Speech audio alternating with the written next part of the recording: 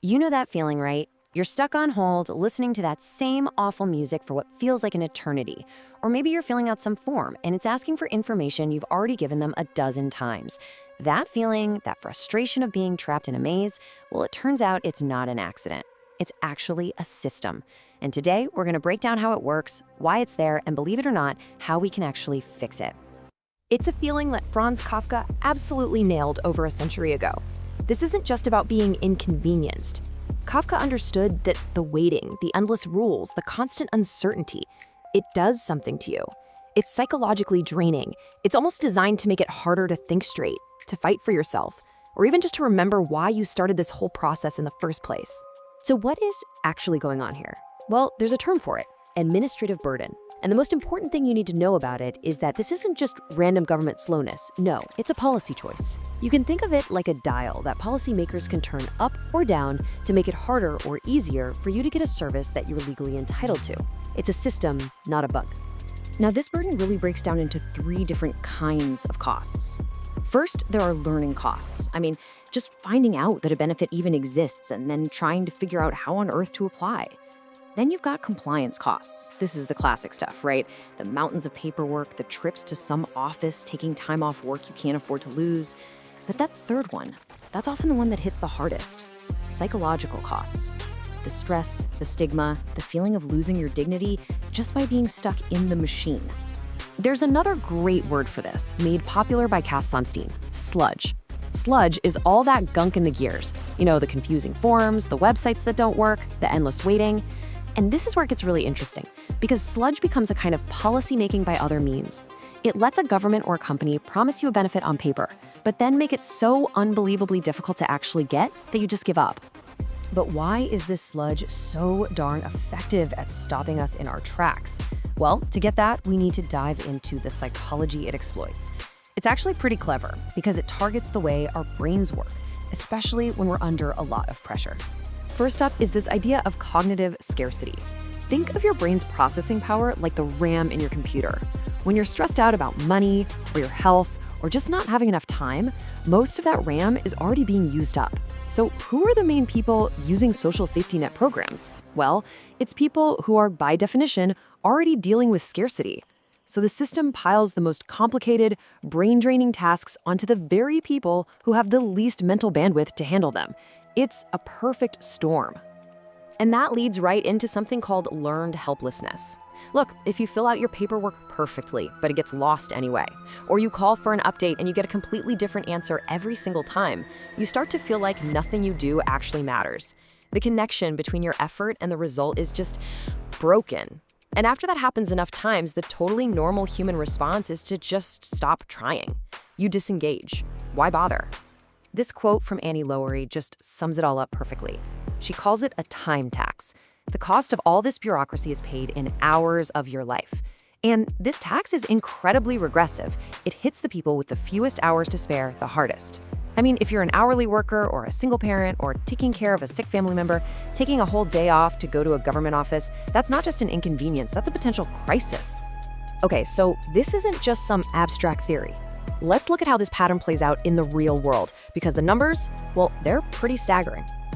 Let's start with food stamps. In 2024, 1 out of every 8 working-age people on SNAP lost their benefits. Now, was it because they weren't eligible anymore? Nope. It was because of recertification paperwork. It's called churn.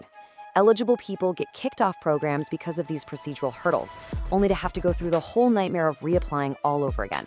How about our veterans? If you're a vet filing for disability, the average wait for that first decision is over 125 days. And if you have to appeal, you could be waiting more than 250 days. In cases like this, the wait itself becomes a kind of cruel filter.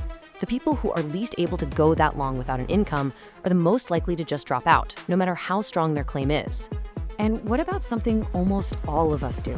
Taxes. Americans, as a country, spend an estimated 7.1 billion hours a year just complying with federal tax law. That is a colossal national time tax, spent on a process that, as we're about to see, could be almost entirely automatic. Over in the US immigration system, the backlog is now more than 3 million cases. The typical wait for a hearing is somewhere between 4 and 7 years. And just like with those disability claims, time itself becomes the real policy. It weeds people out based on their endurance, not on the merits of their case.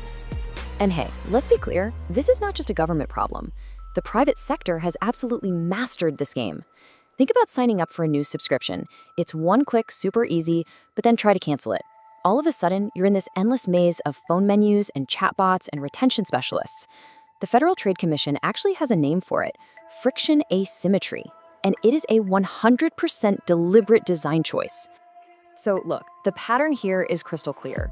Across all these different areas, it's the exact same story. This friction isn't an accident. It's a feature of the system.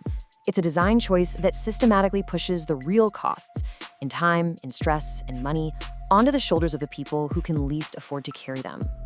Okay, that was the diagnosis, and it can feel, well, pretty overwhelming. But here's where we pivot, because this is actually a solved problem. The source material for this is very clear. We have proven working blueprints for how to fix all this friction. The barriers aren't technical, they're political. Let's go back to taxes, because it's the perfect example of the choice we face. In the US system, we're all responsible for gathering our documents and doing all the work.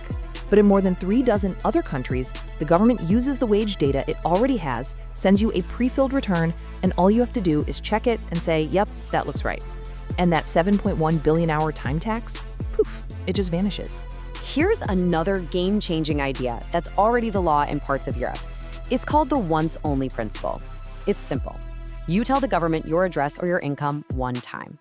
That's it. From then on, agencies are legally required to share that information securely with each other instead of making you provide it over and over and over again. Imagine, no more filling out the same 10 forms. And the toolkit is just full of these proven ideas. We can do things like sludge audits that force agencies to actually justify every single hoop they make you jump through. We can use auto-enrollment to sign up eligible people by default.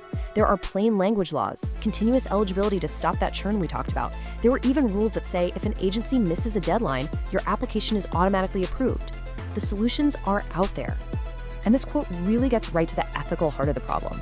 If a country grants you a right on paper, a right to aid, a right to due process, a right to benefits you've earned, but then designs a system that makes it basically impossible for most people to actually use that right, that is a profound kind of failure. It's just a form of institutional bad faith. So let's bring it all home. This time tax is a deliberate policy choice, not some unavoidable fact of life. It hurts the most vulnerable people in our society the most. And critically, we know exactly how to fix it. The blueprints are there, the technology is there, which really leaves us with one final and, I think, pretty provocative question. If we know the problem and we know the solution, is the only thing standing in the way of a more just and efficient system a simple lack of political will?